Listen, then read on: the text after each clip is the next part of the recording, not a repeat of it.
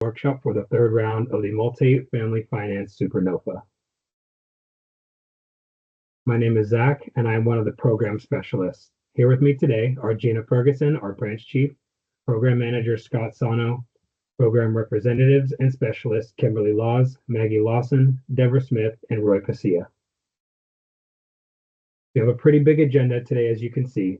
We will start with a brief introduction of round 3, followed by threshold, AB 2483 and the MHP COSER, VHHP and the supportive services, followed by a 10-minute bio break, then continue with scoring, feasibility, application submittal, and resources.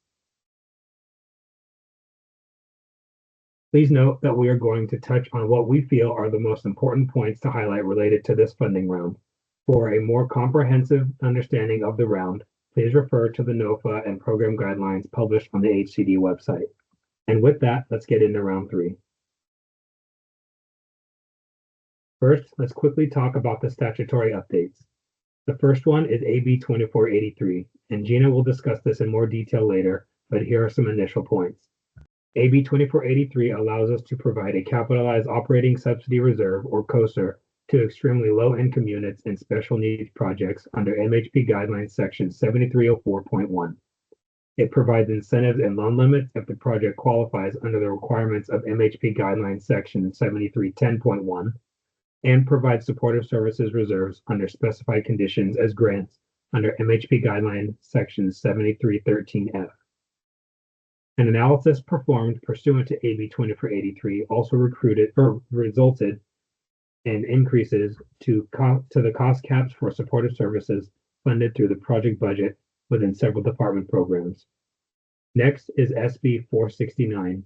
SB 469 expands the exclusion of the California Constitution's Article 34 to include programs administered by the department, including those contained in this NOFA.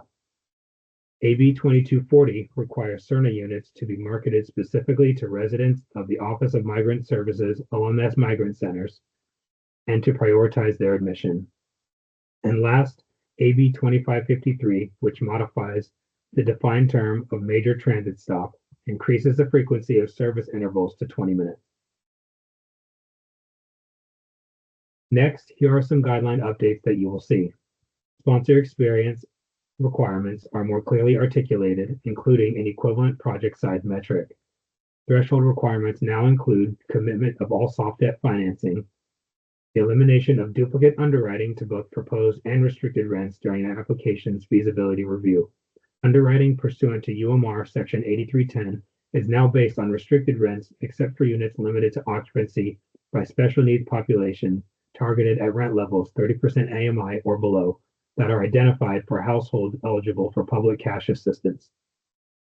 A standard agreement must be signed by the sponsor or recipient and other payees within 30 days of their receipt of an executable standard agreement from the department. Extensions may be granted by the department. IIG payee entities must be fully formed at the time of application submission and must be identified in the application.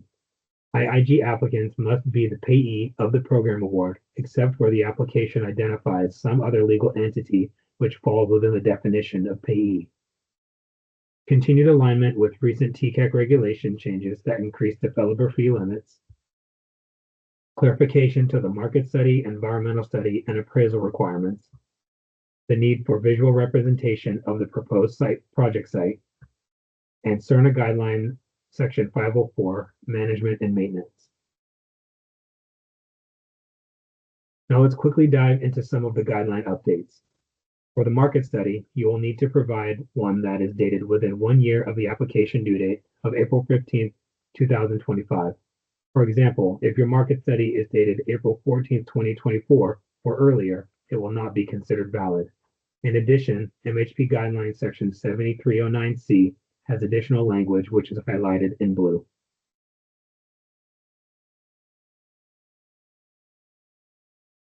For the environmental assessment, you must submit a Phase 1 report dated no more than 12 months prior to the application due date. If your Phase 1 recommends a Phase 2 assessment, the Phase 2 must be dated no more than 12 months prior to the application due date. Just like the market study, if your Phase 1 or Phase 2 report is dated April 14th, 2024 or earlier, it will not be considered valid. If you have a Phase 1 or Phase 2 report that is out of compliance with the date requirement, you will need to submit a new report. Letters from the agency stating that nothing has changed will no longer be accepted. For the appraisal, if you have a local public land donation or local surplus land, the document must be dated within 1 year of the application due date. An update to MHP Guidelines Section 7318 indicates the additional component needed for your application to be considered complete. You must provide visual representations of the following: site location and immediate perimeter, existing conditions, and the proposed development. These must be in the form of an aerial map, a site plan, a design development site plan, and any other similar documents as specified in the application. Google Maps images or images from other similar platforms are acceptable, but should not be the only visual, as these do not always give us an accurate representation of the site. The slide gives a few examples of what is acceptable. Determination of the completeness of organizational documents required for eligible sponsor and threshold requirements may occur concurrent with the feasibility review. Any corrective documentation accepted cannot result in the modification of the threshold determination. Documenting eligible sponsor status requires submission of organizational documents for each applicant or sponsor entity. The application checklist outlines the required documents for each entity. To pass threshold and avoid disqualification, applications must include all relevant documents that demonstrate sponsor entities are formed, active, and in good standing. Sponsors cannot be added or replaced during the feasibility review. If supporting documentation are missing or incorrect, i.e. signature block or organizational chart, MFSN staff have the discretion to request this documentation after threshold and scoring determinations are complete. Documenting site control includes demonstrating that the entity with the site control is the sponsor or is controlled by the sponsor. Often, site control is held not directly by the sponsor or applicant, but by an entity controlled by the sponsor. In these cases, completeness of organizational documents is an important element of documenting site control. To document sponsor site control and avoid disqualification, applications must include the organizational documents for all entities connecting the sponsor to the entity with site control. There are few, if any, documents supporting sponsor site control that would be eligible for submission during the feasibility review. As mentioned earlier, Assembly Bill 2240 requires Cerner units to be marketed specifically to residents of the Office of Migrant Services Migrant Centers and to prioritize their admission. Section 504 in the updated Cerner guidelines aligns with this new bill and is effective January 1, 2025. The policy applies to all Cerner multifamily funded projects regarding prioritizing eligible OMS residents, and the marketing requirements listed in the policy apply to Cerner multifamily funded projects within a 50-mile radius of an OMS center. Now here are some changes in the NOFA. MHP funds are available for both capital and operating subsidy funding. IIG funds will come from IIG 2007 and IIG 2019. The NOFA makes available higher per unit loan limits for projects with linkages to specified DHCS programs. Universal scoring criteria point categories that incentivize a minimum percentage of housing units targeting populations and the lowest income restrictions that have been updated to better align with TCAC and to address the variances in individual MFSN program maximum AMI levels. The point category options for sites on public lands include a new lesser point option that permits higher site acquisition or lease costs. 3 universal scoring criteria point categories from the prior 2023 MFSN NOFA are not included in the Round 3 NOFA: organizational documents, broadband access, and sustainable building methods.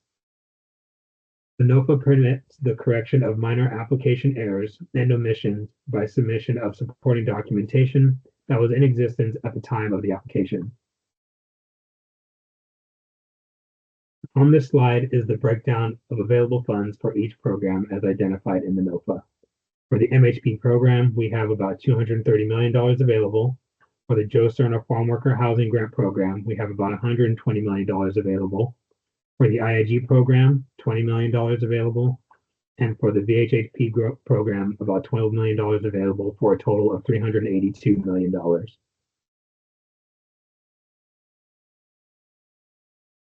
Same as round two, there are loan limits for round three. The initial loan limit per unit is $250,000 per MHP restricted unit. And for projects seeking SHMHP and TOD funds, $250,000 per assisted unit. Please note there are currently no SHMHP or TOD funds available in this MFSN NOFA. These two programs are currently allocated to a forthcoming NOFA with funds for Southern California disaster impacted areas. We are including some information about these programs since it is possible that those funds are transferred to this NOFA before awards are scheduled to be made. For SONAR or VHHP assisted units, the per unit loan limit will be $300,000. The loan limits apply to all projects, including projects utilizing 9% tax credits, 4% tax credits, as well as projects without tax credit. The initial loan limit is inclusive of all requested round three loan funds and all previous department loan funds. Total prior HCD loan awards will be deducted from the total per unit calculation in the aggregate. There are three opportunities where a sponsor can increase the per unit loan limit by $25,000. Please be aware that even if you meet the criteria for all opportunities, there will only be one $25,000 per unit increase. And these opportunities are as follows. First is there's joint applications from experienced sponsors and an emerging developer for the purpose of the per unit increase. A tribal entity or a community-based developer who is also an emerging developer is eligible. Second, eligible projects located in a high or highest resource area. And third, by meeting the requirements of MHP Guideline Section 7310.1, Medi-Cal funded supportive services. For a qualified infill project applying for IIG grant funding, the minimum award is $1 million in urban areas and $500,000 in rural areas. The total program grant award to any QIP is limited to $10 million. The total grant amount shall be determined by the number of units in the QIP, bedroom count of these units, and the density and affordability of the housing to be developed. To ensure the department is not over-subsidizing projects and is equitably distributing awards to multiple projects, the NOFA has established the following limitations. Stacking different loan program funds within the same round is prohibited. For example, stacking MHP and VHHP funds on the same units under this round 3 is not allowed. However, stacking previous round 2 MHP funds and round 3 VHHP funds is allowed per the HCD repeal of stacking prohibition memo. Even with stacking being allowed under certain circumstances, we still need to make sure no more than $50 million in MFSN awards from any loan program can be used per project, excluding IIG grants. New in round 3, supportive services reserves and the new MHP COSER will now be included when calculating the $50 million cap, and no more than $10 million in the MHP COSER will be awarded per project. Lastly, each application is limited to no more than $80 million in total SuperNOFA funds of any type, excluding any applications awarded in which the sponsor is a co-applicant with an emerging developer or tribal entity. There is one set aside and 3 targets in round 3. Per MHP statute requirement, nearly 21% of MHP funds will be awarded for senior housing projects. For the targets, round 3 will target 7.5% of the total program funds to both emerging developers and community developers. Emerging developers are encouraged to engage with the department in a pre-application consultation, and please refer to the program website for additional information. Round 3 also has geographic targets for distribution of total funds. Projects located in the southern region are targeted to have 36% of the total funds, 33% for the northern region, 21% for rural projects, and the last 10% is discretionary allocation. To achieve the statutorily required MHP allocation to senior housing and the geographic targets, The department may skip projects in the ranked list. Under round 3, the program will first award the top-ranked projects qualified under the Emerging Developer Target and the Community-Based Developer Target until approximately 7.5% allocation is received for each target, with a minimum of 6% of total NOFA funds awarded to emerging developers and community-based developers. Applicants that are eligible can compete in both targets. However, applications that qualify for both will only count toward the target under which they are funded. It's also important to note that projects funded through the targets and set-asides are accounted for in the region's percentage target. Experience points will not be considered in the ranking of the emerging developer target. However, the experience point category will be applicable if an application is unsuccessful in the emerging developer target and is then ranked with the remaining unfunded applications outside of the target. The remaining projects will be ranked according to the universal scoring criteria point score and tiebreaker score. However, if the next ranked application is requesting more than half of what remains in the program funding, then the application will be skipped. After any of the program funds are largely depleted, if the next ranked application requests more program funds than what's remained in the requested program, at the sole discretion of the department, that project may receive an augmentation of funds and be fully funded if the augmentation would be $5 million or less. If the augmentation required would be more than $5 million, the application may be skipped, or the remaining funds will be made available in a future NOFA, which includes such program funding. The universal scoring criteria points for location in high or highest resource areas will not apply when 48% of the program funds have been allocated to projects located in these areas. Additionally, points for location will no longer apply if the next eligible project in line for an award would bring the cumulative allocation to over 52%.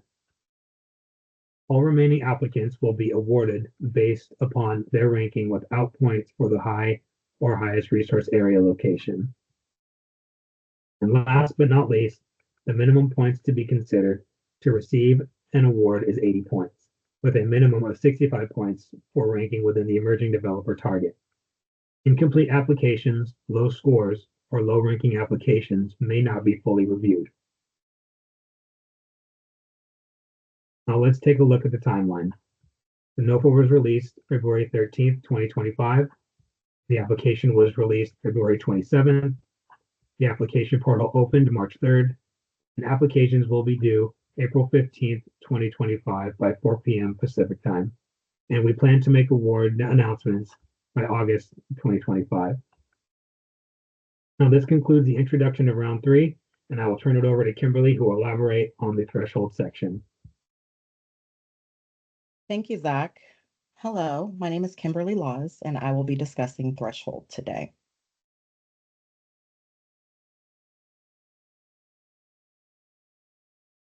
Threshold review consists of 5 sections, as referenced. This is a summary of the universal or program-specific requirements and is not to be considered a complete representation of threshold in its entirety. During my presentation, I will introduce the threshold requirements that apply to all the programs involved in the Supernova, and then I will dive into the program-specific requirements in Section 4.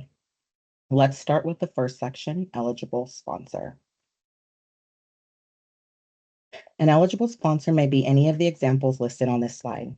We do recommend that you review the guidelines for program-specific requirements.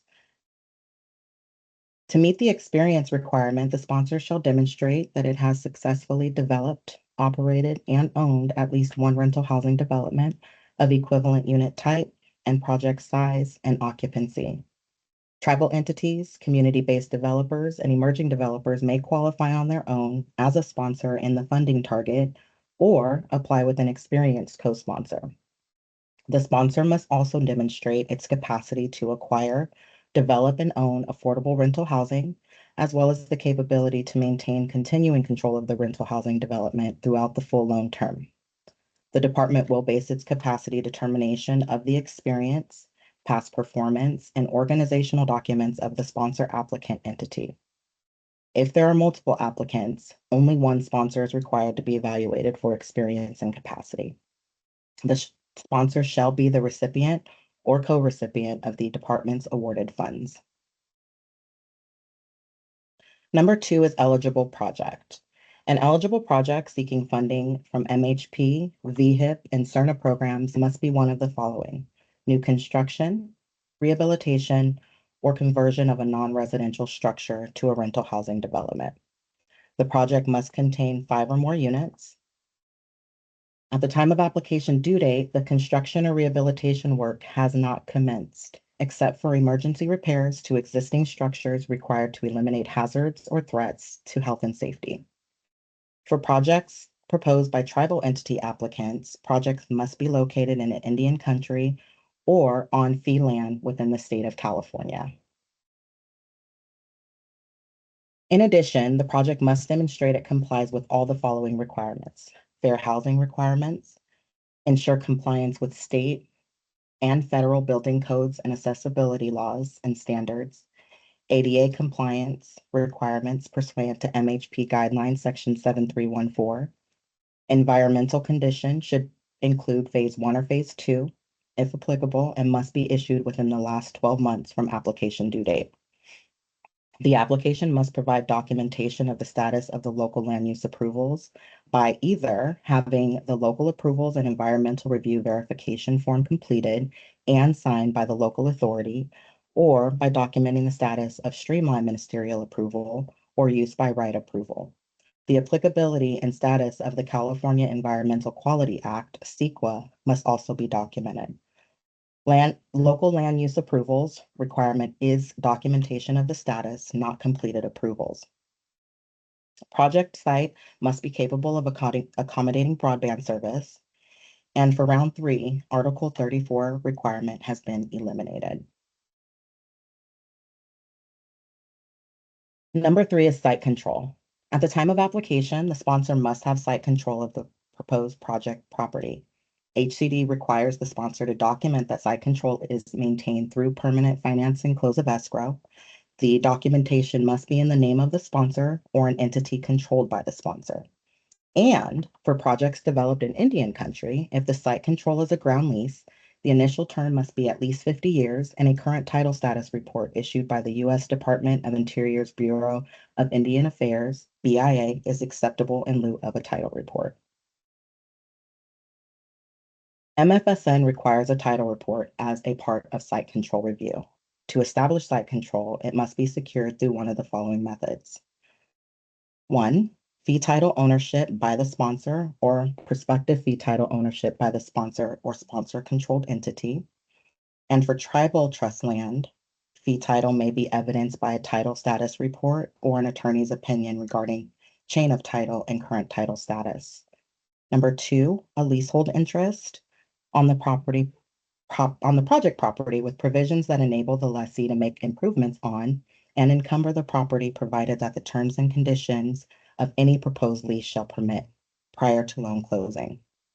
Number 3 is an enforceable option to purchase or lease and must be extended through the anticipated award date.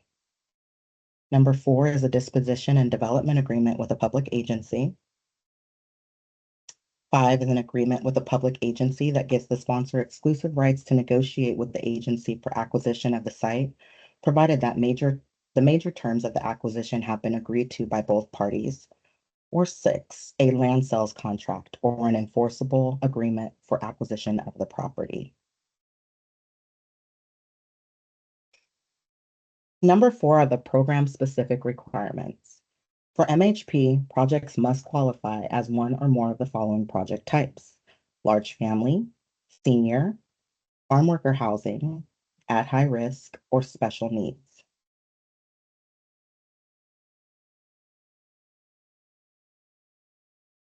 In addition to the requirements above, for projects with special needs, units must have an experienced sponsor, lead service provider, and property manager, which provides services suitable to the needs of the targeted population. The application shall demonstrate a specific, feasible, supportive services plan for delivery and funding of those services, including identification of the lead service provider, service delivery partners, and funding sources. Additionally, special needs projects must demonstrate that it has complied with the integration requirement. For projects with more than 20 units, no more than 49% of total units restricted through a department regulatory agreement under all designated programs combined to occupancy by persons with disabilities. Keep in mind, special needs projects that are restricting units for homeless households households have additional requirements. For instance, vacancies for special needs units require referrals from the local coordinated entry system, CES. Please ensure you review MHP guidelines section 7302 E5F for a full list of requirements. As mentioned previously, enforceable funding commitments for all project development budget soft financing sources are required. The only exception is bond financing and tax credits. Sponsors applying for MHP funding may choose to receive a portion of their award as SHMHP or TOD. SHMHP and TOD program fund will be reviewed in a manner consistent with MHP requirements. For projects seeking IIG funding, the IIG funds in this NOFA consist of both IIG 2007 and IIG 2019 programs. The 2025 IIG guidelines include sections that describe the difference between the two programs. One of the main differences in the programs is that for MFSN, only large jurisdictions are eligible for funding from the IIG 2019 program. Large jurisdictions are counties with a population of at least 250,000. The MFSN application lists the 26 counties that qualify as large jurisdiction. IIG of 2007 does not include any delineation in program funding based on county size. So, a portion of the IIG funds available in this NOFA can be awarded to large jurisdiction counties, and a portion of the IIG funds available can be awarded to any site location, as long as all program requirements are met. At this time, we do not believe this will significantly impact the awarding process. However, it is possible that, based on the applications received, this may influence awarding decisions. A capital improvement project must be an integral part of or necessary to facilitate the development of the qualifying infill project. A QIP should meet the following conditions: be in an area designated for mixed use or residential development, located in an urbanized area on a site previously developed or vacant site with at least 75% perimeter adjoining urban uses. In addition to the QIP, the project will need to include more than 15% of affordable units and meet the net density requirements. The IIG payee is the entity that receives the IIG grant funds when the grant is dispersed. IIG payee entities must be fully formed at the time of application submission and must be identified in the application. The payee must be either the applicant entity or a special purpose entity controlled by the applicant. The payee cannot be changed after the application is submitted or the award is made. For proposed projects seeking CERNA funding, the specific requirements are listed. The sponsor must be a nonprofit. The borrower structure must be independent from any direction of or controlled by a for-profit entity. This also includes general partners or entities controlling the borrowing entity must be a nonprofit.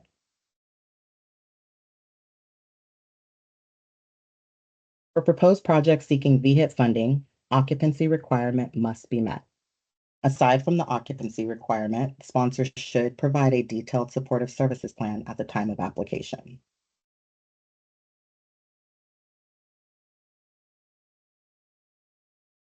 And finally, number 5, submitting a complete application. A complete application is vital in passing threshold. This is a snapshot of the document checklist from the application. The column on the right identifies which documents must be submitted with the application by the due date. The green check mark means the documents are pertaining to the project must be uploaded, and the red X mark indicates the documents are not applicable. Applicants must complete the project overview tab accurately to activate the indicators. During the threshold review, no new, additional, or revised documentation will be accepted after the application due date. This concludes the threshold section. As a reminder, this is a summary and is not to be considered a complete representation of threshold in its entirety. Please review the individual program guidelines, NOFA, and Appendix A for complete information. I will now hand it over to Gina to discuss new resources in MHP. Thank you.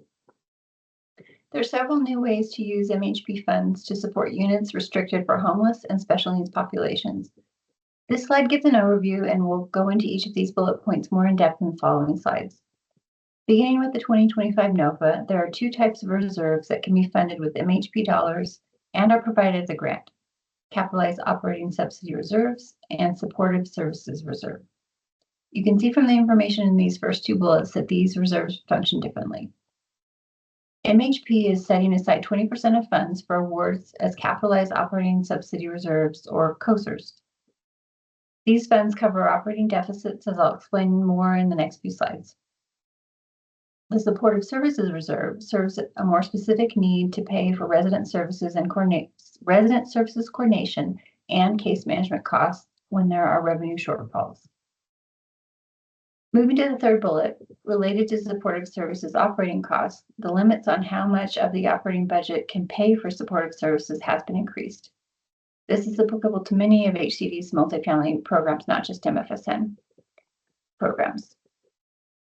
Specific to this NOFA, we've introduced incentives to facilitate housing and healthcare partnership, recognizing that stability in both can contribute to increased well-being and stability for residents. MHP now has a mechanism for providing funding to projects that partner with Medi-Cal-funded supportive services providers and provide on-site supportive service space. There are two different types of incentives for MHP loan funds, and I'll get into the details of this in just a few minutes in some upcoming slides. But first, let's start to dive into the MHP Capitalized Operating Subsidy Reserve. The MHP COSR is available to MHP special needs projects and sized on a per unit basis for units targeted at 30% of area median income or below. Projects must also request an MHP capital loan for financing the development costs, and HCD will hold the COSR funds, distributing them annually beginning with the run-up period of the initial operating year. The requirements related to disbursements are detailed in the MHP guidelines, so please do read the guidelines to understand how the COSR awards are paid out. You can see the sizing amounts on this slide: $195,000 per unit with a per project limit of $10 million. If you're applying for an MHP COSR, you will need to document in the application unsuccessful attempts at securing other sources of operating support, such as project-based housing choice vouchers. That documentation can be in the form of evidence that funding is unavailable. The COSR is available in size based on 20 years of operations. If an application requesting an MHP COSR ranks high enough competitively to be funded, the requested COSR amount will be reviewed as part of the feasibility analysis, and the COSR size is based on the lesser of four limits, which are detailed on page 20 of the MHP guidelines, which is section 7304.1, paragraph H. I'll just review those quickly. The maximum COSR award is the lesser of the per unit per project limits, the amount necessary to bring to zero the operating deficit attributable to the COSR assisted unit, the amount necessary to bring to zero the operating deficit attributable to the total project cash flow, plus an annual amount equal to the asset and partnership management fees, or any lesser amount requested as long as the project's operations are financially feasible. The application's 20-year cash flow pro forma must show operational feasibility for the full 20-year period. If with the maximum COSR request there's still a negative cash flow, the project will be considered infeasible and not eligible for an award. If the amount needed to zero out the operating deficit is more than the maximum COSR per unit subsidy limit or per project, the project and the pro forma cash flow must document other committed sources of operating support. The MFSN Excel application has some formulas and inputs that help walk you through the COSR amounts and the limits calculations. The COSR is not a development funding source and it's an operating subsidy, so don't include the COSR amount in the development budget. When you're considering what operating costs the COSR will be able to pay for, please review MHP Guidelines section 7304.1, paragraph T. The next couple of slides show some visuals of how the application will represent and calculate the MHP COSR. First, if you're requesting MHP COSR funds, the project overview sheet is where you start, There's a drop-down selection for this. Continue working through the application. We don't have a visual here, but the Unit Mix tab does include a column where you indicate for which units you're requesting MHP COSR. Along with the Unit Mix revenue, the operating budget will feed into the cash flow tab. Here you see a visual of how the COSR is reflected in the cash flow. In this example, which has a COSR based on the amount necessary to bring the operating deficit attributable to the total project cash flow to zero, which would be $131,361 in year one. Plus, we have $40,888 in asset and partnership management fees, which adds up to a COSR underwritten at $172,249 in year one. You can also see the total COSR here, $4,214,000. That's the lesser of the different limits, which we'll see in the next slide. The Max Loan and Grant tab will calculate each of the four limits and select the lesser of the four to transfer over to the Cash Flow tab. In this example, we saw the 4.2 million COSR used in the Cash Flow tab in the previous slide, and here it is as the lesser of the four in the Max Loan and Grant sheet. A few more details about the MHP COSR and how it's dispersed. As we saw in an earlier slide, the MHP COSR is held by HCD and dispersed based on need. MHP Guidelines Section 7304.1 has several paragraphs detailing how draws and disbursements are made. For the initial disbursement, 2 years' worth of COSR can be requested for up to 14% of the total COSR. Subsequent disbursements will follow the conclusion of the operating year based on an independent bifurcated audit for the project prepared by a certified public accountant for the prior operating year. If after reviewing the project's annual bifurcated audit, HCD finds that the project did not need as much from the COSR as it received for that year, HCD may provide less in COSR payments in a subsequent year to make up the difference between what the project received and the actual amount of the operating deficit attributable to the COSR assisted units in the prior year. If after review of the project's first 5 years of the annual bifurcated audits, HCD finds that the project has used more than 25% of the total amount of the project's COSR award, the department may impose annual limits for withdrawals of the remaining COSR funds.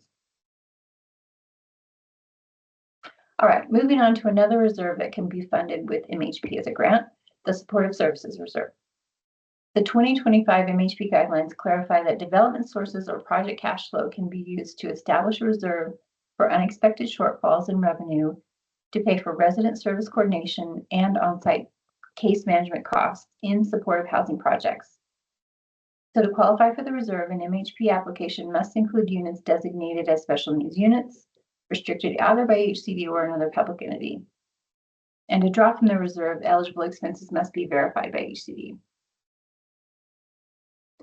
As we highlighted earlier, this reserve is awarded in the form of a grant, and the full amount is dispersed to the awardee at the time of permanent financing. The Supportive Services Reserve cannot be funded using the requested MHP COSR funds. Whether it's funded as a capitalized reserve in the development budget or through cash flow, the reserve does have a maximum balance. We'll go through an example of the reserve sizing in some upcoming slides. The maximum balance can't be more than 3 times the annual limit, which was recently increased in the Omnibus Amendment of Supportive Services Cost Limit. So how do you indicate in an application that a project is going to utilize a Supportive Services Reserve or is requesting MHP as a capitalized reserve? The project overview section of the application is where you'll find a prompt, and we have a visual of that coming up. Keep in mind, if you include this reserve in your application, the inputs in various sections of the application need to be consistent. And the application must also request and rank high enough to receive the requested MHP loan funds. The application's unit mix must be aligned with inputs in the Supportive Services Cost tab. And if these are HCD regulated units, the supportive housing documentation must be submitted and complete. If the reserve is funded as a development source, it's going to be in the development sources and in the development budget. Typically, the cash flow pro forma would not show drawing of the reserve since it is a reserve to cover unexpected revenue shortfalls, but some pro formas may show drawing down in later years of the cash flow period when this is funded as a capitalized reserve. If it's funded from cash flow, you would input that information in the cash flow tab. So here we have a visual of the per unit amount that's used to calculate the reserve's maximum, and it's based on the administrative notice released last fall. The slide has a link to that document for your reference. The supportive services reserve maximum is sized based on the special needs units designated in the application, and those fall into the $10,000 per unit tier. These next two slides highlight where you would want to be consistent in the unit mix of special needs units and inputs you make in the supportive services cost tab. In this example, there are 50 special needs units, and we've got a little black circle over where that's showing in the unit mix sheet. And these are carried over into the supportive services cost tab. You can use the supportive services cost tab to calculate the maximum reserve amount, which is 3 times the max cost of the first category shown here. If you have units that qualify for categories 2 and 3, please note these do not qualify for the supportive services reserve because they're not considered supportive housing units. And here's some visuals for how to input the reserve if it's funded by development financing sources. The amount in the development sources will equal the amount in the development budget, and this snapshot shows where to input that in the budget. We don't have a corresponding visual for a reserve funded from cash flow in this presentation. If you are contemplating that for your application and have questions, please contact our staff to discuss. We have the mailbox contact information coming up near the end of the presentation. So our last new MHP resource for supportive housing. Beginning with this NOFA, MFSN is providing financial incentives for housing that partners with Medi-Cal supportive service providers. MHP Guidelines Section 7310.1 lays out all the specific requirements. For the 2025 NOFA, we are introducing this for 3 Medi-Cal programs listed in this slide. Programs of all-inclusive care for the elderly or PACE, assisted living waiver or ALW, and home and community-based alternatives waiver or HCBA. The housing developer will partner with the Medi-Cal service providers, not directly with Department of Healthcare Services. And for the homeless households who are eligible tenants, there is a specific definition in section 7310.1. Be sure to review that. It includes homeless in the context of institutional care and defines what those institutional settings are, including skilled nursing facilities, acute care hospitals, psychiatric facilities, jails, prisons. These households also need to be eligible for one of the 3 Medi-Cal programs, ALW, HCBA, or PACE. The project owner and the service providers work together to identify eligible individuals and households. For projects partnering with Medi-Cal supportive service providers for these 3 DHCS programs, there are 2 types of financial incentives. MHP has increased loan limits $25,000 per unit for designated units for this tenant population, and we've got more details on that on the next slide. The second incentive is funding for on-site supportive services space provided by Medi-Cal service providers to provide qualifying services, and that's up to an additional $100,000 per project. So what do you need to do if you're going to develop a project that provides services through Medi-Cal supportive service providers? At least 20% of the units need to be designated for households experiencing homelessness, and that's as defined by section 7310.1. And they need to be eligible for one of the 3 Medi-Cal programs. Statutorily, it's required to use a coordinated entry system for all tenant referrals because eligibility is based on experiencing homelessness. And as it was shown on the last slide, that is homelessness as defined for these units, which is detailed in 7310.1. There needs to be a written agreement with the service provider, and that agreement covers the tenant referral process, move-in assistance, the provision of qualifying services, ongoing coordination between service providers and property management, and housing first practices. For the application stage, a letter of intent is sufficient, and we do have templates for both letter of intent and the sponsor and Medi-Cal service provider written agreement on the MFSN web page under program forms. The project sponsor is committing to services for the term of the MHP loan, and in working with the service provider and CES as necessary to facilitate expedited process for referrals, assessment for eligibility of services, tenant application assistance, move-in assistance, and the ongoing provision of supportive services. Sponsors will also ensure that tenants qualifying for Medi-Cal can also meet the AMI levels. And DHCS will make all final determinations of supportive services eligibility. HCD does have experience in working with DHCS and Medi-Cal service providers as administrator of the Section 811 program. Our staff will be available to work through questions, issues, and assist in ensuring a successful ongoing partnership with the Medi-Cal service provider. This slide concludes our review of the new resources available from MHP. Now we're going to jump back into VHHP for a review of supportive services as they apply to the Veterans Housing and Homeless Prevention Program.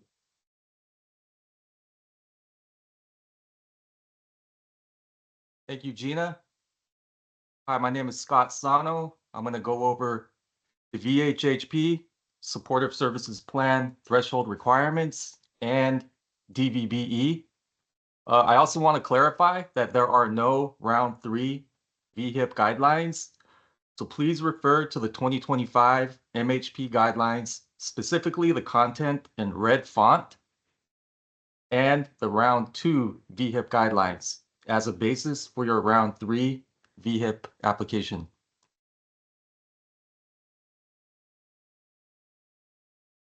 A supportive services plan that passes VHIP threshold will provide clear and comprehensive detail. These are the requirements which we'll go over individually. The first requirement we have is tenant screening and selection, housing first.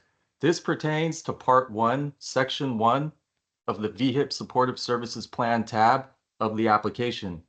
This should include specific criteria used to determine eligibility as well as rejection of tenant applications. The next requirement is service delivery model practices. This pertains to Part 2, Section 2 of the VHIP Supportive Services Plan tab of the application. This should indicate how best practices will be utilized. Descriptions must include the following details: policy regarding use of practice, procedures or implementation of practice, and how practice will be used to benefit veterans. And also, you want to include training plans. The next requirement is the supportive services provided to veteran tenants. This is pretty much the heart of the supportive services plan. This pertains to Part 3, Sections 1 and 3 of the VHIP Supportive Services Plan tab of the application. We must see a clear and comprehensive supportive services plan that includes services provided to veteran tenants that qualify for VA healthcare and a detailed plan for those who do not qualify for VA healthcare. You must also include commitment letters from direct providers for all of the services, including the US VA support form. And these letters must list specific services provided. For the services provided by the lead services provider, these services must be outlined in a formal agreement. The next requirement is supportive services coordination. This pertains to Part 3, Sections 2 and 3 of the VHIP Supportive Services Plan tab of the application. This is where you'll provide a clear and comprehensive detail regarding how veterans will be provided access to services. The next requirement is supportive services, safety and security, and engagement. This pertains to Part 4 of the VHIP Supportive Services Plan tab of the application. So this includes stuff like effective strategies to engage veterans in social interaction, building operations, and involvement in the community. We also require a description of the strategy to engage them in the service planning and delivery process for both individual and group services. We also require a description of the physical building attributes that support social interaction and the provision of services, as well as the safety and security of the residents, taking into consideration the specific needs of the target populations. We also require that tenant satisfaction surveys are administered at least annually, a description of how the survey results are made available to the veteran tenants. Finally, we require a description of the safety and security policies and procedures, considering the specific needs of the target populations. The next requirement is adequacy of staffing chart and services budget. Adequacy of staffing pertains to Part 5 of the VHIP Supportive Services Plan tab of the application, and supportive services income sources and expenses pertains to Part 6 of the VHIP Supportive Services Plan of the application. This is where you'll identify staff that have committed time to the project, such as lead service provider staff, VA staff, and other staff that are contractually committed to the project. The last requirement we have is services collaboration, measurable outcomes, and plan for evaluation. This pertains to Part 7 of the VHIP Supportive Services Plan tab of the application. In this, you must include a narrative description of collaboration between the lead service provider, sponsor owner, and any contracted service providers. Also, specific and measurable outcomes for each veteran target population and specific measurable performance indicators. Finally, it will also include a plan for evaluation of the specific data used to measure outcomes, including the individual responsible for this evaluation. Now, there are certain supporting documents that are required at application, which we will go over on the next slide. So as mentioned, the following items are required supporting documentation for the supportive services plan, which are required at application. And they are a formal agreement between the sponsor and lead service provider, which must be comprehensive and consistent with the supportive services plan, and all commitment letters from the direct providers of the minimum services. Also, the job descriptions for all of the staff positions that are listed in the staffing chart, including the education and experience required for the position and any veteran-specific case management activities. Also, the US VA support form signed by the appropriate executive leadership at the local VA healthcare system. And then finally, any executed public agency contracts for lead service provider eligibility. We're looking for documentation to show the relevant reporting to the public contracting agency. Now, in terms of DVBE, Disabled Veterans Business Enterprises, the following items are required.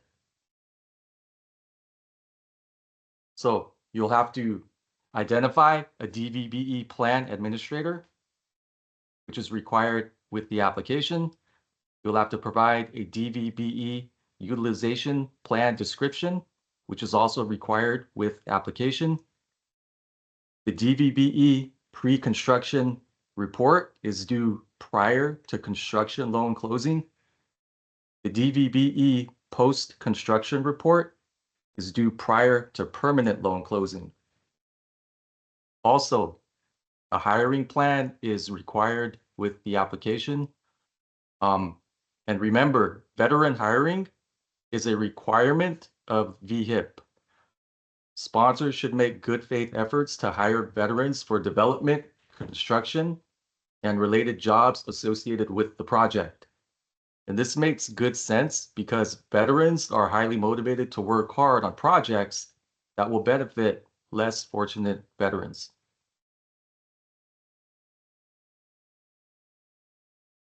Now I'll hand it over to Maggie to go over rating and ranking.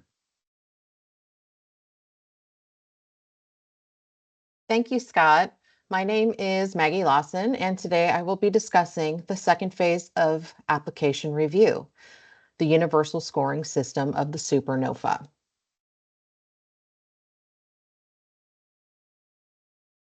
This scoring criteria chart provides a summary of the maximum points that can be obtained in each category.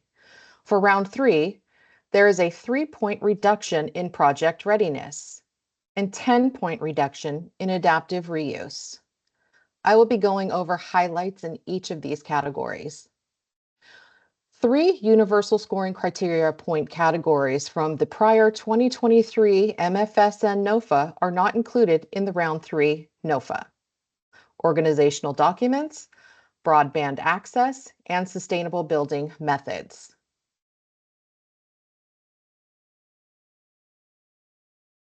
The first scoring category is serving lowest income levels, with a potential maximum points of 30. Points are awarded based on the percentage of units, 20 to 50% of area median income, or AMI. If a project is designated as rural as defined in Health and Safety Code, there are some points available at 55% AMI levels. Please refer to the NOFA document for a table of point options at different AMI levels. To receive any points, there is, at minimum, 10% of restricted units at the 30% AMI level. Units at the lower 30% AMI level must be distributed proportionately across all unit sizes, or alternately more heavily represented among larger units. This minimum does count towards points in the table.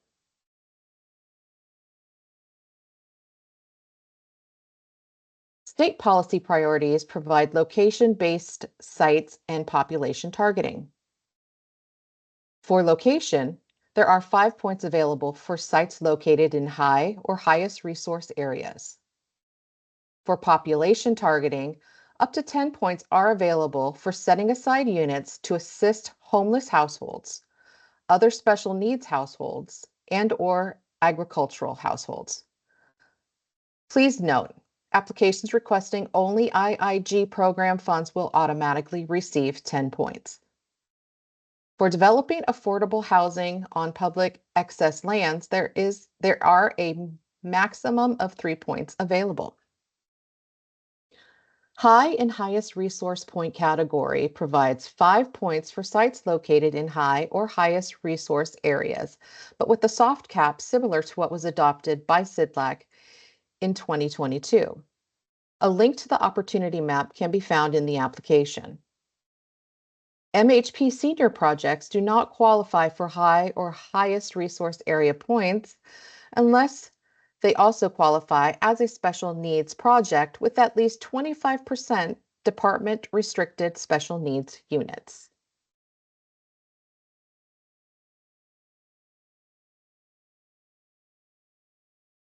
New to the Round 3 NOFA, the point category option for sites on public access lands includes a new lesser point option that permits higher site acquisition or lease costs. In this section, there are a minimum of 3 points awarded for public excess lands.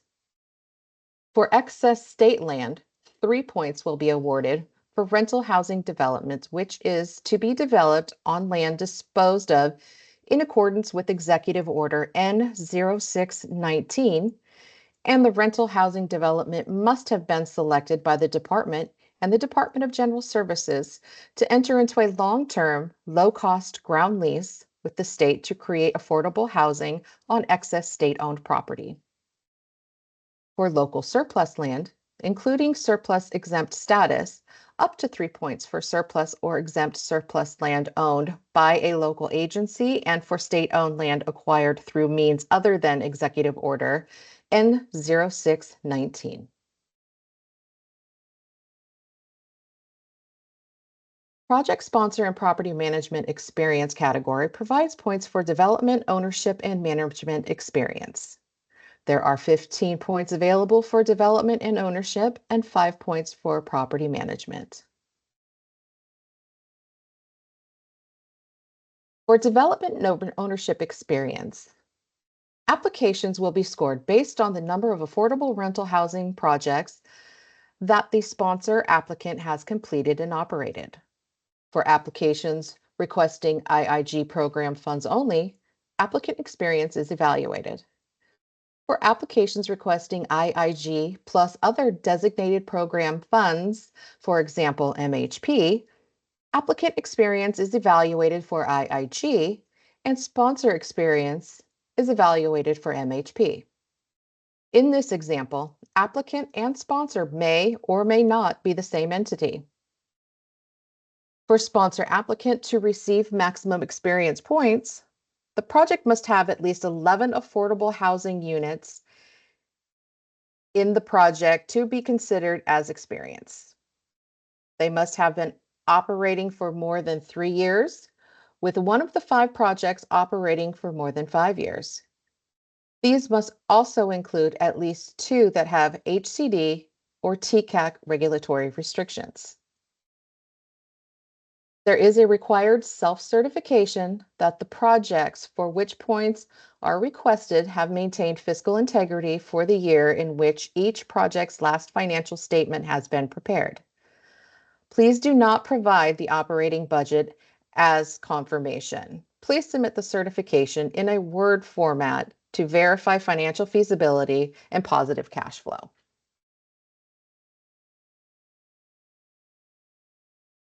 There are 5 points available for property management experience. To receive maximum experience, points for property management, the property management company must have managed at least 11 projects for more than 3 years. Each project must have at least 11 affordable units, must include at least 2 projects that have HCD or TCAC regulatory restrictions, and the ending date of the property management role must be no more than 10 years preceding the application deadline.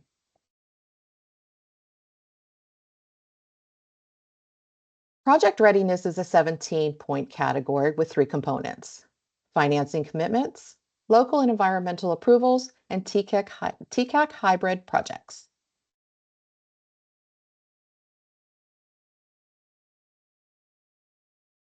There are 2-point categories for enforceable funding commitments, or EFCs, 5 points for having all construction financing committed, and 5 points for all permanent financing committed, excluding tax credits. To clarify, we are requiring the commitment letter for the bond lender, not the CIDLAC allocation committee.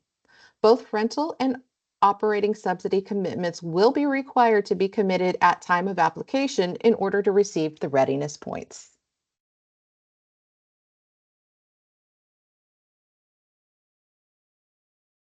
There is 7 points for land use approvals. 5 points can be obtained for submitting all required land use approvals or entitlements necessary prior to issuance of building permit, including discretionary approvals. Project sites where applications for streamlined ministerial approval or use by right have been submitted to local governmental entities are eligible for these points.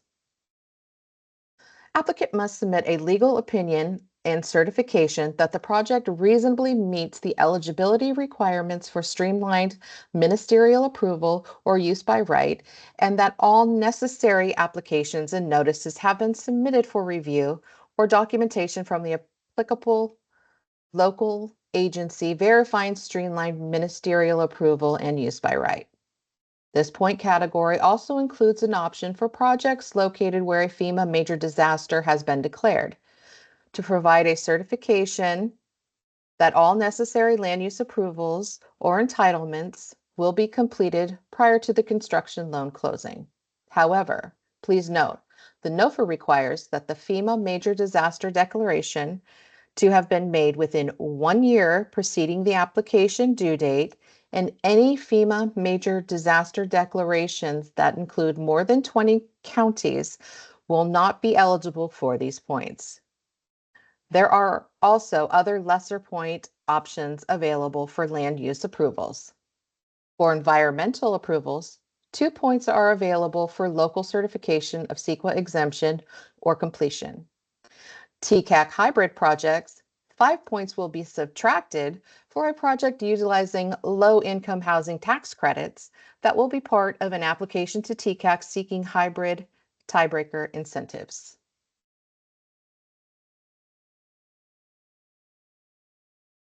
The next scoring category is adaptive reuse, infill, and proximity to amenities with a potential maximum 10 points. Infill development and net density, 5 points for infill development, including adaptive reuse of a vacant and underutilized non-residential building.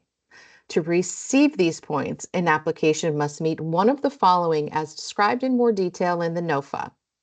A, located in a site where at least 75% of the site was either previously improved or used for any use other than open space, agriculture, forestry, or mining waste storage, or at least 75% of the site's adjoining parcels are developed with urban uses, or the combination of at least 50% of site area as previously improved, including areas where improvements have been demolished. Or B, developed at average residential net densities on the parcels to be developed that are greater than the densities described in the NOFA. For proximity to amenities, there are 5 points available. As a reminder, this is a summary and not to be considered a complete representation. Please review the individual program guidelines, NOFA, and Appendix A for complete information.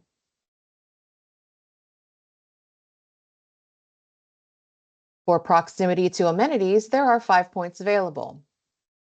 Projects will receive 1/3 point per site amenity point that would be awarded under TCAC Regulations Section 10325C4A, up to 5 points max.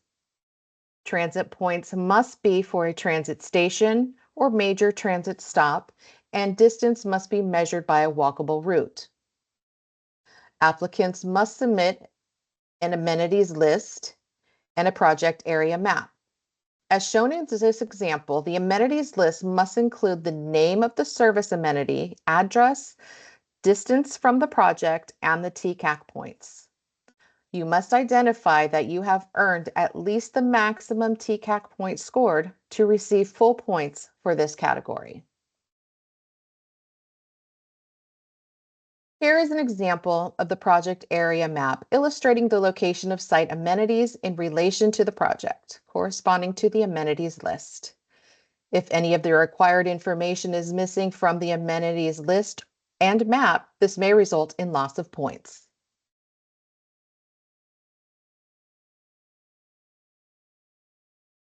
The cost containment point category compares project total development cost to the county average, adjusting for unit size and AMI targeting. The SuperNOFA application will calculate the score automatically based on inputs that are made in the development budget, unit mix, and high cost verification sheet of the application. The limit can be adjusted or increased by selecting from a list of items. You can review the list of options and select those that apply from the table on the high cost verification sheet of the application. A project will receive 1 point for each full percentage that the project's eligible basis is less than the project's adjusted threshold basis limit, up to a maximum of 5 points.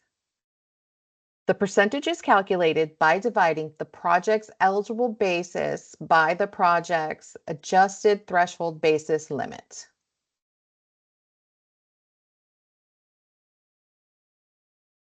If you have any projects that have been awarded HCD funds, we recommend you contact the Asset Management and Compliance Branch, AMC, as shown on this slide. Negative points will be assessed upon receipt of an application for HCD funding based on the policy criteria. HCD will notify the sponsor applicant in writing in the initial point score letter. Applicants will have an opportunity to appeal the assessment of any negative points. For complete information, please review the policy, which is on the HCD website, and also the NOFA's appeals section. And finally, the tiebreaker.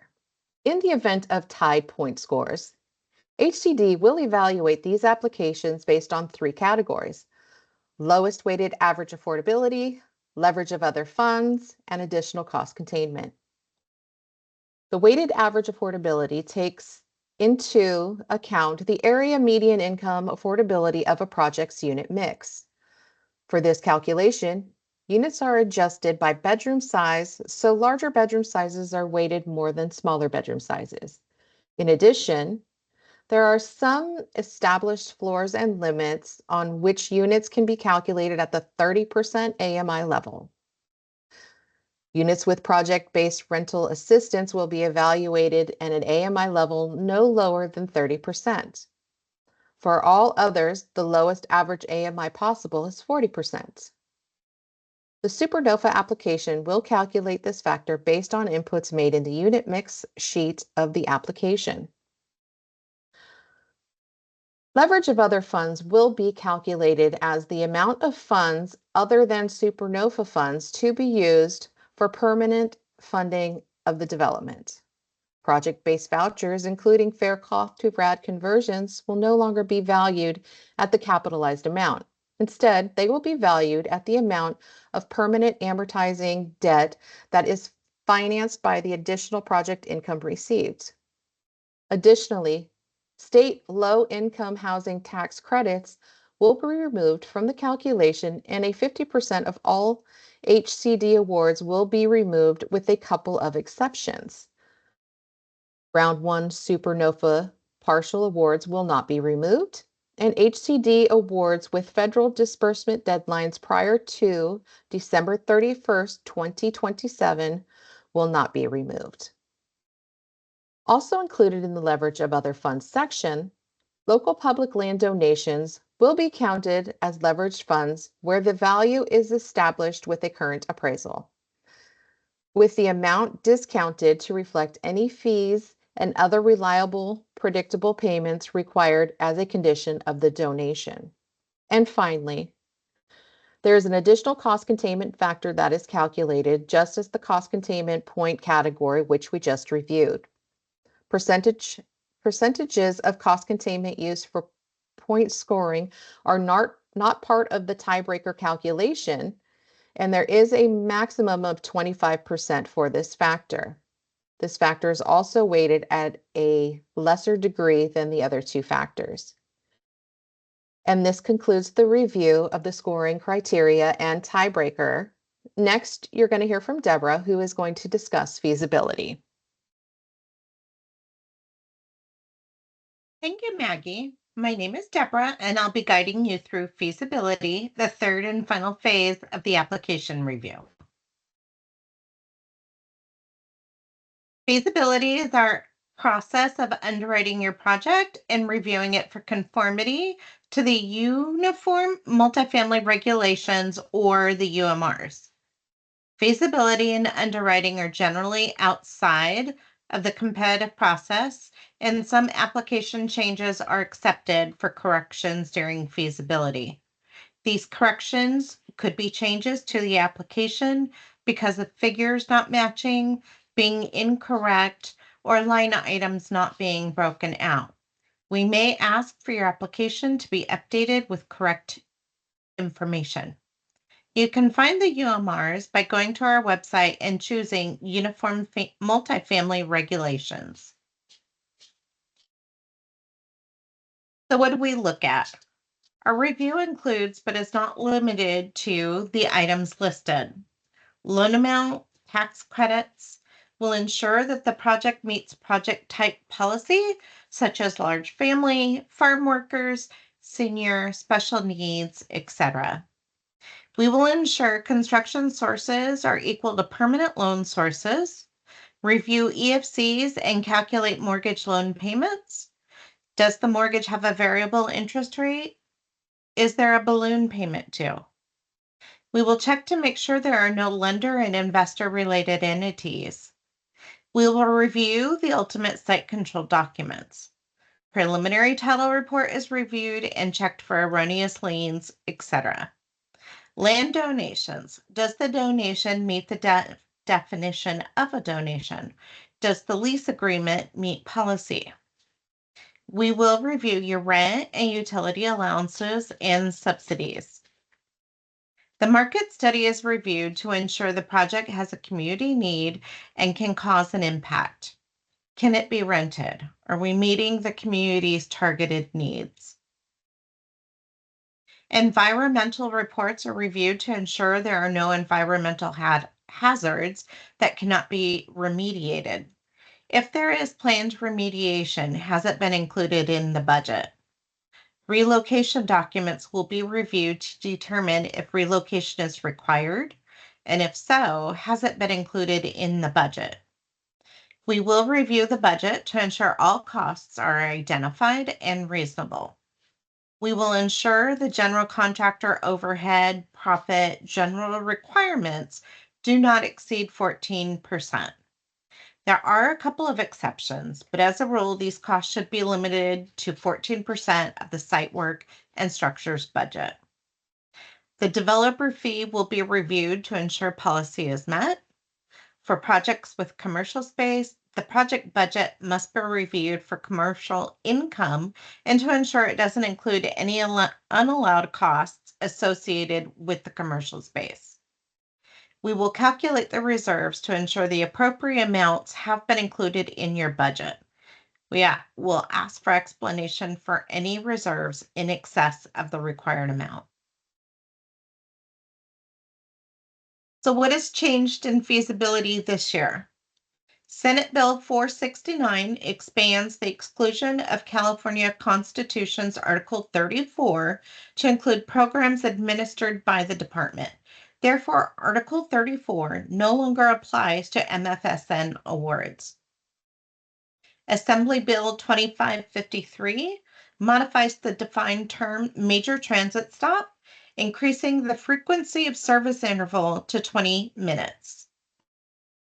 IIG does not allow for on-site residential structured parking as an eligible use of funds. The NOFA includes IIG 2007 and IIG 2018 funds, which have different guidelines. These guidelines differences are noted within the IIG guidelines, Section 206, IIG 2007 provisions. Organizational documentation will review completeness of organization documents required for eligible sponsor, and threshold requirements may occur concurrent with the feasibility review, with any additional review needed occurring as part of the feasibility review. This will allow us to have standard agreement packages ready within 60 days of award. Standard agreement must be signed by the sponsor, recipients, and other payees within 30 days of their receipt of an executable standard agreement from the department. Extensions may be granted by the department. Total development costs are aligned with TCAC, including developer fee limits. Total development costs must match the permanent funding sources. If funding sources exceed, we will reduce the loan amount accordingly. If the high cost exceeds 160%, an explanation is required and may result in disqualification. When reviewing the development budget, we will verify these items.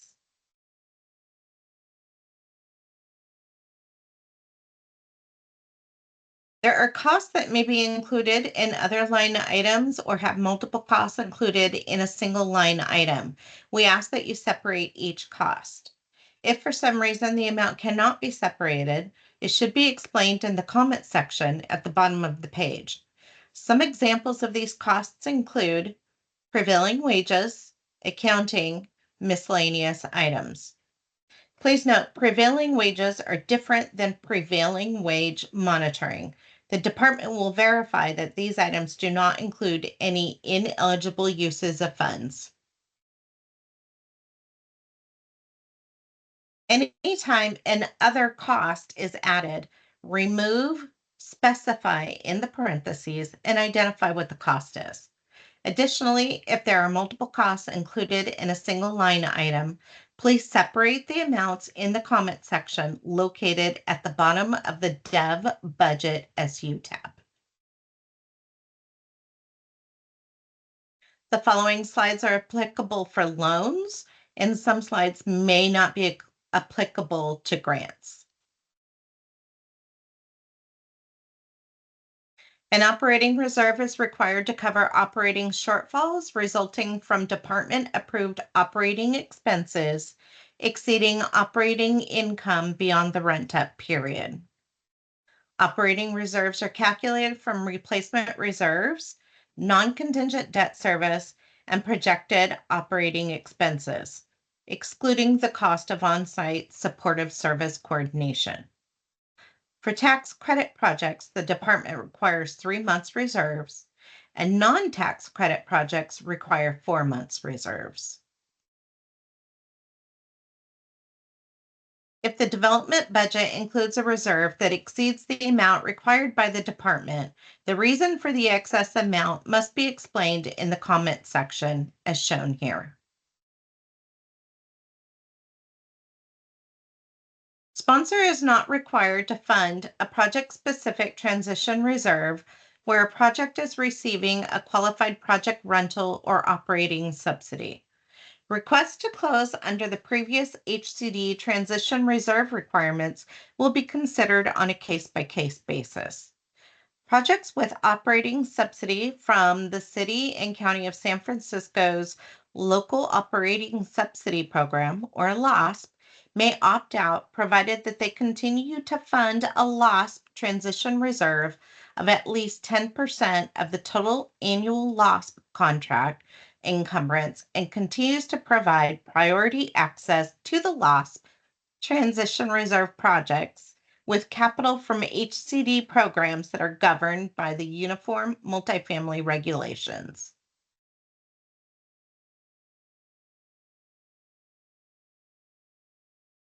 Projects with project-based rental assistance from federal sources or from a local rental housing subsidy program operated by the City of Los Angeles.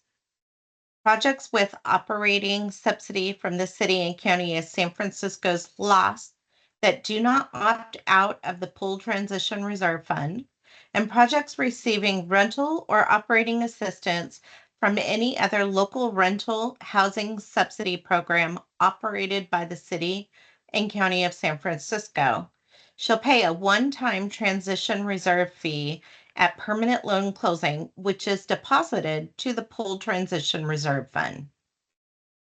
Projects where the assistance is structured as an annual subsidy, the fee is 15% of the first year maximum subsidy amount. For projects where the assistance is structured as a total subsidy to be apportioned over a number of years, the fee is 15% of 1 year's worth of the total operating subsidy. Transition reserve fee can be waived if a third-party investor or lender requires a project-specific transition reserve. HCD has the right, at its sole discretion, to waive the requirement for the project to pay the transition reserve fee if the terms of the third party's project-specific transition reserve are acceptable to HCD. If HCD waives the requirement for a project to pay the transition reserve fee, any withdrawal from the project-specific reserve fund shall be subject to HCD approval. If the fee is not waived, project sponsors may pay the transition reserve fee as per this policy. The department will review the operating budget for, at minimum, these following items.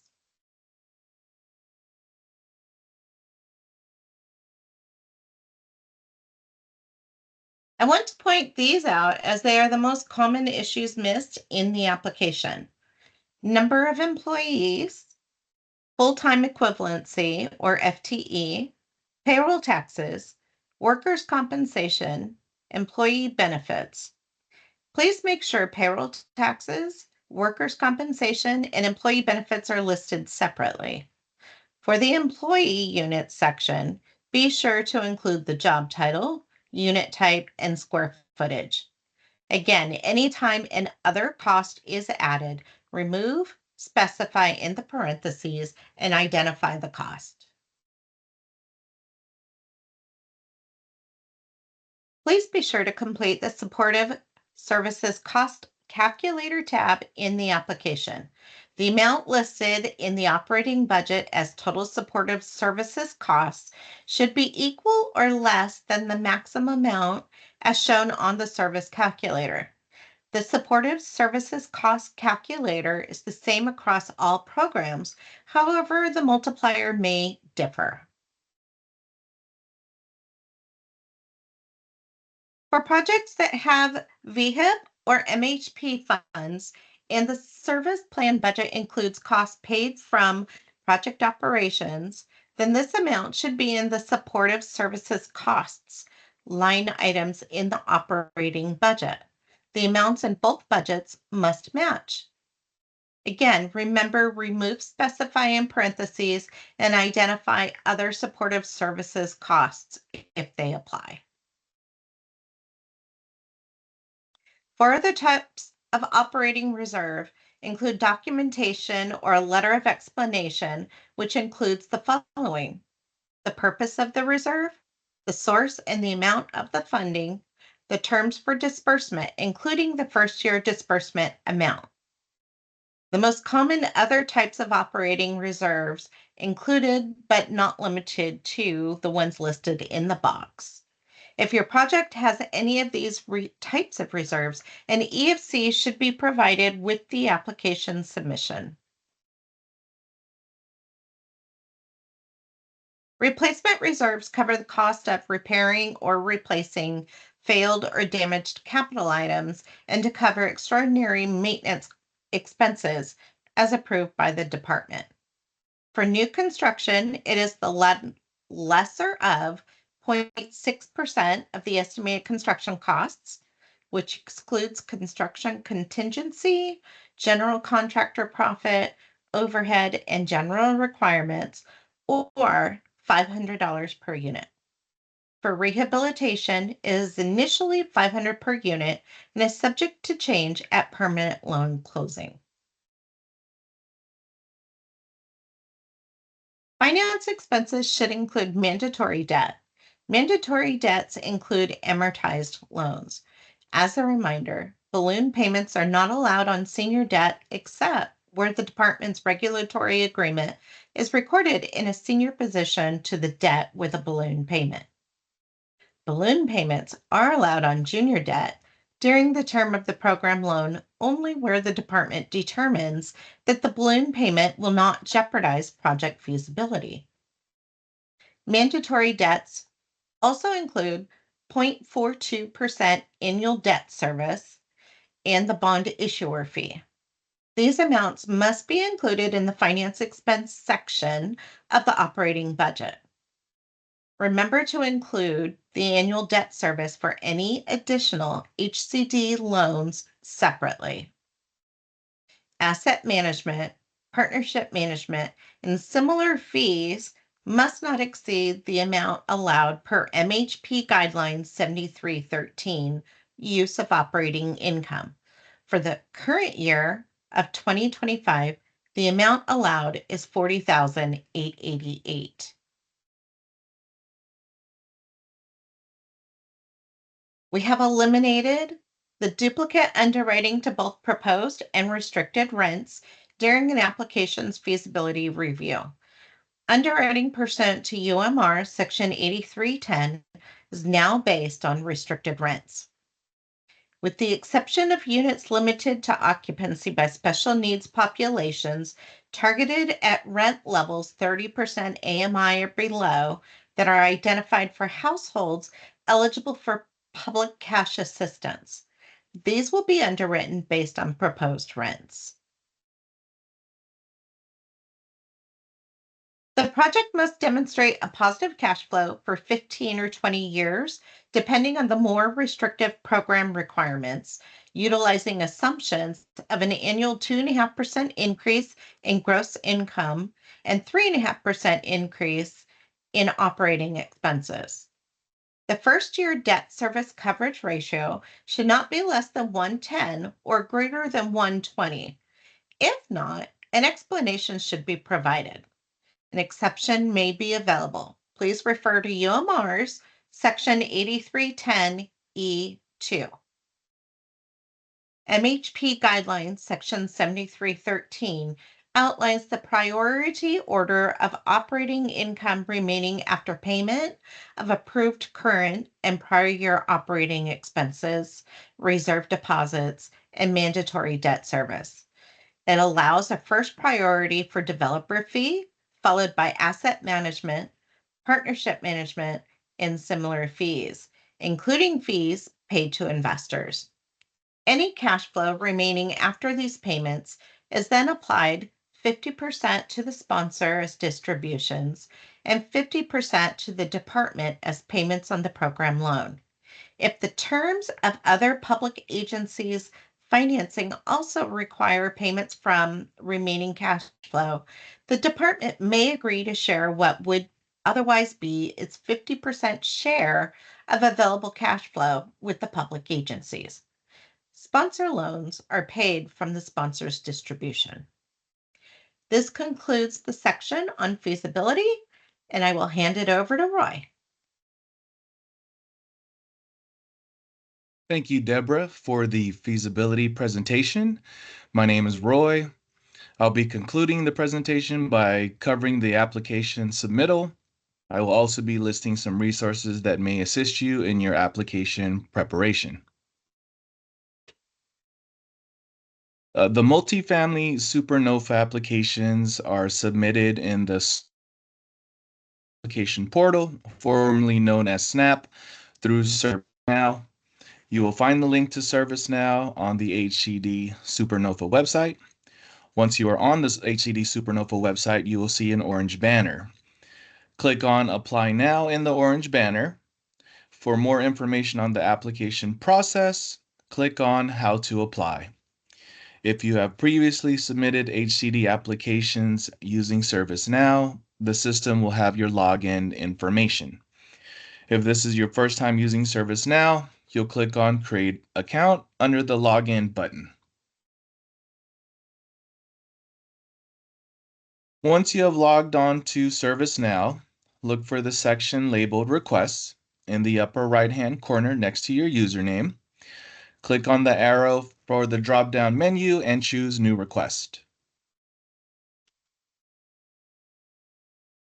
After you have selected New Request from the home page, then select Multifamily Finance SuperNOFA, MFSN, located on the left-hand side in the Filter by Category box. Next, you will select New Request, located in the box labeled Multifamily Finance SuperNOFA, MFSN Portal.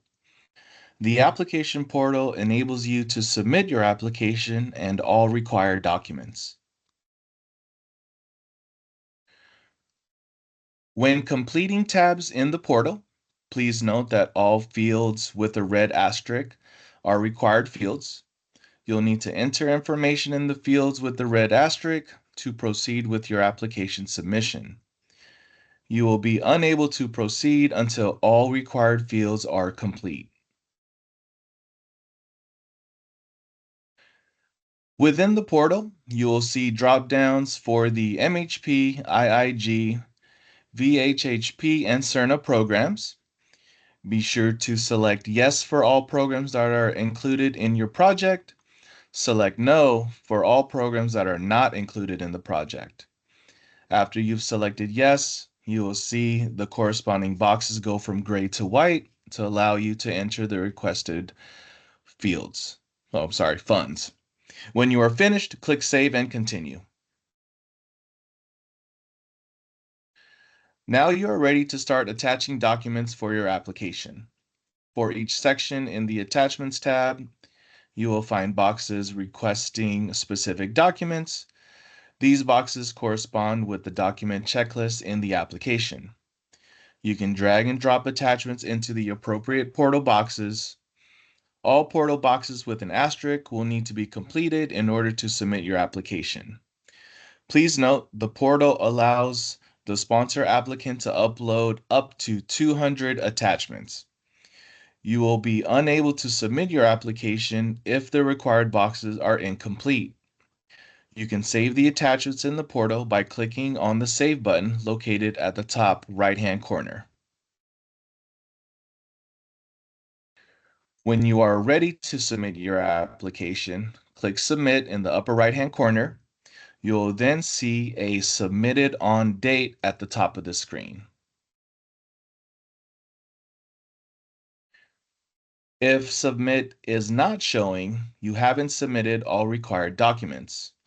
The image on the left is what the portal box will look like without any attachments included in the required boxes.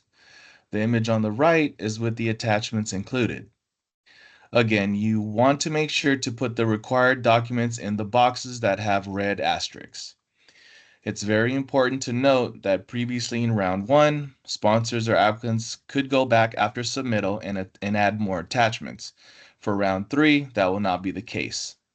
Once you submit, you will not be able to go back and add more attachments. So make sure to hit save if you are waiting on more documents to attach, as this will allow you to revisit your application at a later time.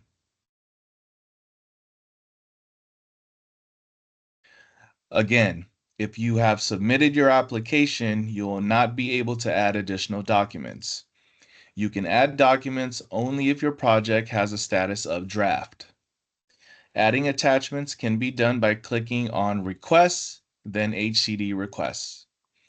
You will then see a list of applications identified by number and project name. Click on either your application number or project name. And at this point, you can now add documents.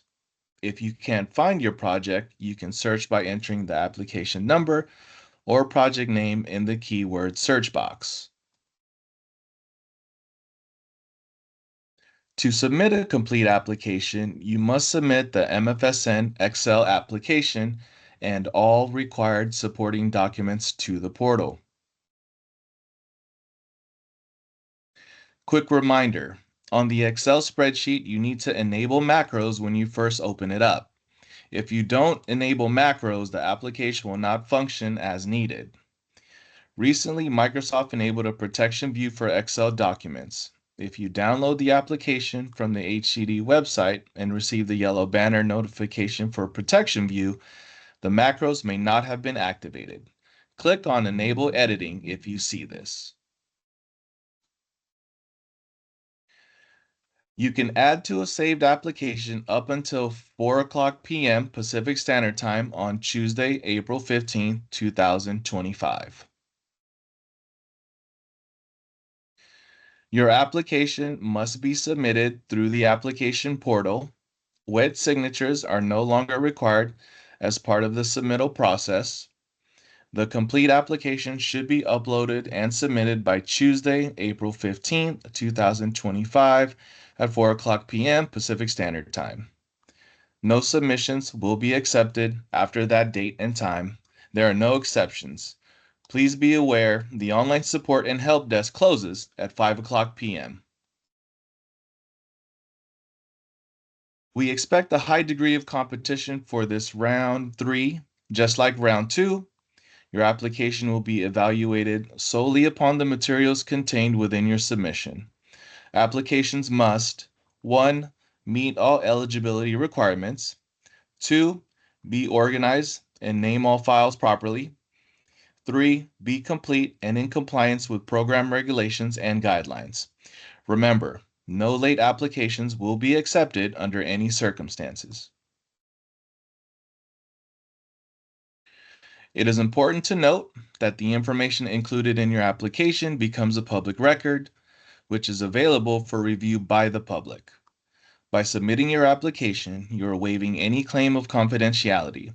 You're also consenting to the disclosure of all material upon request. Please only provide information specifically requested within the application. That concludes the application submittal section. The following few slides provide links to resource tools that may assist you further. You can sign up for email updates on the HCD website. Here you see the link to the HCD website at www.hcd.ca.gov. You click on Contact Us in the top bar, then click on the email sign up on the bottom to enter your email address and contact information. You can also follow HCD on various social media platforms. Please take a second to note the handles on the screen so you can stay up to date on what's happening with HCD.